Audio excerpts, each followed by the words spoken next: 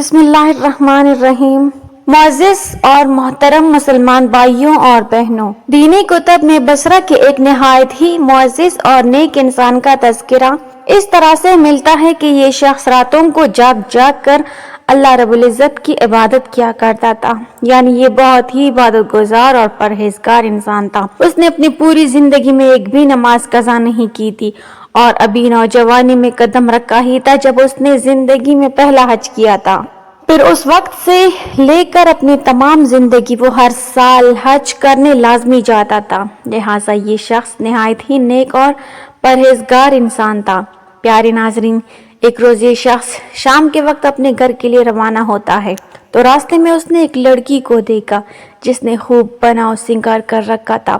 اس لڑکی کو دیکھتے ہی وہ شخص سمجھ جاتا ہے کہ وہ کوئی شریف لڑکی نہیں بلکہ ایک بازاری عورت ہے،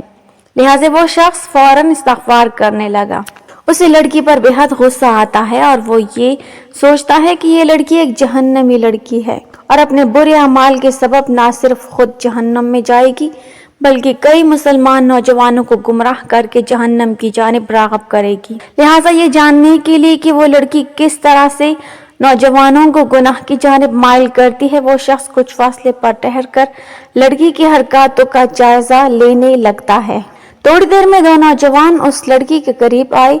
اس سے کچھ بات کی اور پھر وہ لڑکی ایک جانب چلنے لگی۔ دونوں نوجوان بھی اس سے کچھ فاصلے پر چلنے لگے جبکہ یہ شخص بھی ان کے پیچھے پیچھے ہو لیا۔ کچھ فاصلہ طے کرنے کے بعد وہ لڑکی ایک پرانی اور پوشیدہ گھر میں داخل ہوئی تو وہ دونوں نوجوان بھی اس کے پیچھے اسی گھر میں داخل ہو گئے۔ شدید غم و غصے کے عالم میں یہ نیک شخص یہ سارا ماجرا دیکھ رہا ہوتا ہے اور دل ہی دل میں اللہ تعالیٰ سے توبہ بھی کرتا ہے اور اس لڑکی پر لعنتیں بھی بھیجنے لگتا ہے۔ اس لڑکی پر شدید غصے کے عالم میں وہ شخص دل ہی دل میں اسے جہنمی لڑکی کہتا ہے، جو کہ نہ صرف خود جہنم کی آگ میں جلے گی بلکہ دوسرے مسلمانوں کو گمراہ کر کے جہنم کی آگ کی جانب لے جائے گی۔ یہ نیک شخص ایک جگہ چپ کر اس لڑکی کے گھر سے باہر نکلنے کا انتظار کرنے لگتا ہے۔ کچھ دیر بعد اس گھر کا دروازہ کھلتا ہے، وہ دو نوجوان بھی گھر سے باہر نکلتے ہیں اور یہ لڑکی بھی باہر نکل آتی ہے۔ وہ لڑکی جب گھر سے باہر نکلی تو اس کے ہاتھ میں ایک پیالہ تھا اور وہ اس پیالے کو لے کر گلی کے ایک کونے کی جانب گئی اور وہ پیالہ وہاں پر رکھ دیا۔ جیسے ہی وہ لڑکی اس پیالے کو زمین پر رکھتی ہے تو گلی کے ایک کونے سے کتے کے 3 چھوٹے بچے بھاگتے ہوئے اس پیالے کی جانب لپکتے ہیں اور اس پیالے میں موجود دودھ کو پینا شروع کر دیتے ہیں۔ جب وہ لڑکی کتے کو بچوں کو دودھ پیتا دیکھ رہی تھی تو وہ شخص اس لڑکی کے پاس آتا ہے اور نہایت ہی غصے کے عالم میں اس لڑکی کو ڈانٹتا ہے اور اسے شرم دلاتا ہے کہ تم کس طرح کا مکروہ دھندا کر رہی ہو، اور یہ کہتا ہے کہ تم نہ صرف خود گناہ کرتی ہو بلکہ علاقے کے دوسرے نوجوانوں کو بھی گناہوں کی دلدل میں دنسا رہی ہو۔ وہ نیک انسان اس لڑکی سے کہتا ہے کہ تم ایک نہایت ہی گندی اور غلیظ عورت ہو اور تمہیں اپنے کاموں پر شرم آنی چاہیے۔ وہ لڑکی اس نیک شخص کی باتیں سن کر اپنا سر شرم سے جھکا لیتی ہے اور کہتی ہے کہ میں بے حد مجبوری کی حالت میں یہ کام کرتی ہوں۔ اپنا اور اپنے چھوٹے بہن بھائیوں کا پیٹ پالنے کے لیے مجھے یہ مکروہ دھندا کرنا پڑتا ہے۔ لڑکی کا جواب سن کر وہ نیک شخص کہتا ہے کہ پیٹ کی آگ بجھانے کے لیے محنت اور مزدوری بھی تو کی جا سکتی ہے، اور پھر مزید کہتا ہے کہ ایک تو گناہ کے پیسوں سے تم خود روٹی خریدتی ہو، اپنے بہن بھائیوں کو بھی کھلاتی ہو، جبکہ اسی گناہ کے پیسوں سے ان کتے کے بچوں کو دودھ بھی ڈال رہی ہو، تو تمہیں کیا لگتا ہے کہ تمہارا یہ کام تمہارے لیے باعث ثواب بن جائے گا؟ پھر وہ شخص مزید اس لڑکی سے کہتا ہے کہ میں بھی ایک غریب گھرانے سے تعلق رکھتا ہوں اور دن رات محنت مزدوری کرتا ہوں، 5 وقت کی نماز ادا کرتا ہوں، رات رات بھر جاگ کر اللہ کی عبادت کرتا ہوں، تہجد کی نماز پڑھتا ہوں، لیکن کبھی بھی میں نے اپنی زندگی میں غربت سے تنگ آ کر کوئی حرام کام نہیں کیا، اور یہی وجہ ہے کہ اللہ تعالیٰ نے مجھے بے حد نوازا ہے۔ وہ لڑکی نے ایک انسان کی یہ تمام باتیں سن کر رونے لگتی ہے اور روتی روتی وہاں سے چلی جاتی ہے۔ جب وہ شخص رات کو اپنی عبادت سے فارغ ہو کر سوتا ہے تو خواب میں کیا دیکھتا ہے کہ اپنی عبادات پر غرور و تکبر کرنے کی وجہ سے اللہ تعالیٰ نے اس کی تمام عبادتوں کو رد کر دیا ہے، یعنی اس کے تمام حج عمریں اور رات رات بھر جاگ کر اس نے جو عبادات کی تھیں، اللہ تعالیٰ اس کی وہ تمام عبادتیں رد کر دیتا ہے، اور وہ دیکھتا ہے کہ فرشتے اسے گھسیٹ کر جہنم کی جانب لے کر جا رہے ہوتے ہیں، جبکہ وہ جسم فروش لڑکی جنت کی جانب جا رہی ہوتی ہے، کیونکہ اس لڑکی نے کتے کے بھوکے بچوں کو جو دودھ کا پیالہ پلایا تھا۔ اللہ تعالیٰ کو اس کی وہ نیکی بے حد پسند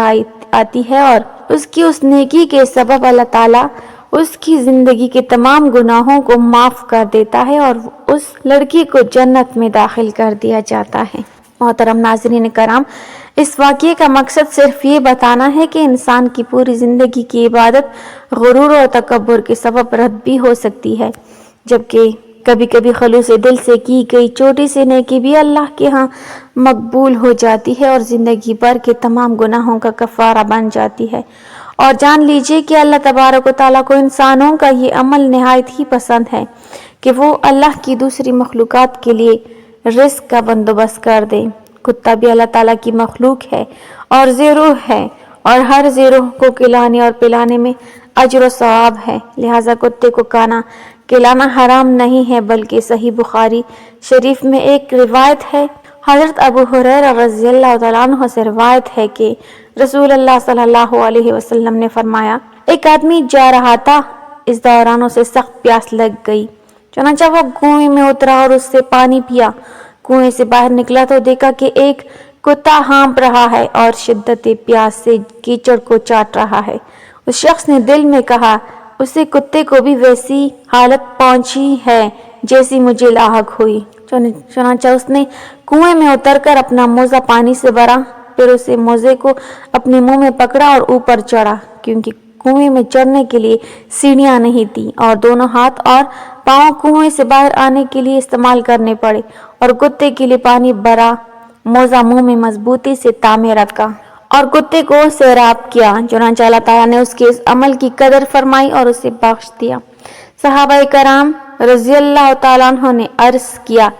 اے اللہ کے رسول صلی اللہ علیہ وسلم، کیا ہمارے لیے ان جانوروں میں بھی اجر و ثواب ہے؟ آپ صلی اللہ علیہ وسلم نے فرمایا، ہر ذی روح جگر والی مخلوق کو کھلانے پلانے میں اجر ہے۔ پیارے ناظرین، ایک اور جگہ نبی کریم صلی اللہ علیہ وسلم نے ارشاد فرمایا کہ ایک عورت کو اللہ تعالیٰ نے اس لیے جہنم میں داخل کر دیا کہ اس عورت نے ایک بلی کو باندھ دیا، نہ تو اس عورت نے بلی کو کچھ کھانے پینے کے لیے دیا اور نہ ہی اس کو کھولا کہ وہ خود ہی باہر جا کر کچھ کھا پی لیتی، حتیٰ کہ وہ بلی اسی حالت میں مر گئی، اور اس عورت کے اس عمل کے سبب اسے جہنم میں داخل کر دیا گیا۔ لہٰذا اسلامی کتب میں ایسے بہت سے واقعات موجود ہیں کہ جن سے یہ معلوم ہوتا ہے کہ بعض اوقات انسان کی ایک چھوٹی سی نیکی انسان کی بخشش کا سبب بن جاتی ہے۔ آئیے اب یہ جانتے ہیں کہ آخر کتے کو روٹی ڈالنے سے ہمیں کیا فائدہ ہوتا ہے۔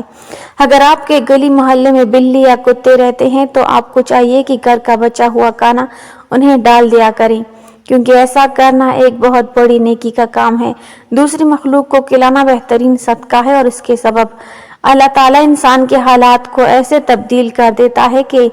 اپنے اس عمل کے سبب وہ لوگ جو گھر کا گزر بسر بھی بڑی مشکل سے کرتے ہیں، کچھ ہی عرصے میں مالدار ہو جاتے ہیں اور عالیشان گھروں، گاڑیوں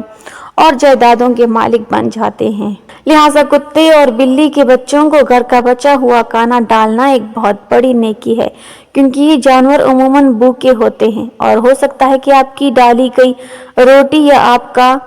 ڈالا گیا کھانا کسی بھوکے جانور کی جان بچا لے، اور پھر اس جانور کی دعا آپ کی دنیا بھی سنوار دے اور آخرت بھی۔ اللہ تبارک و تعالیٰ سے دعا ہے کہ نیکی کی بات کو سننے، سمجھنے اور اس پر عمل کرنے کی توفیق عطا فرمائے، آمین۔ ناظرین، کمنٹ باکس میں اللہ تعالیٰ کے 99 ناموں میں سے ایک نام ضرور ٹائپ کریں۔ ویڈیو اچھی لگی ہو تو لائک کر دیں، چینل کو سبسکرائب کر دیں۔ ملتے ہیں اگلی ویڈیو میں، تب تک کے لیے اللہ حافظ۔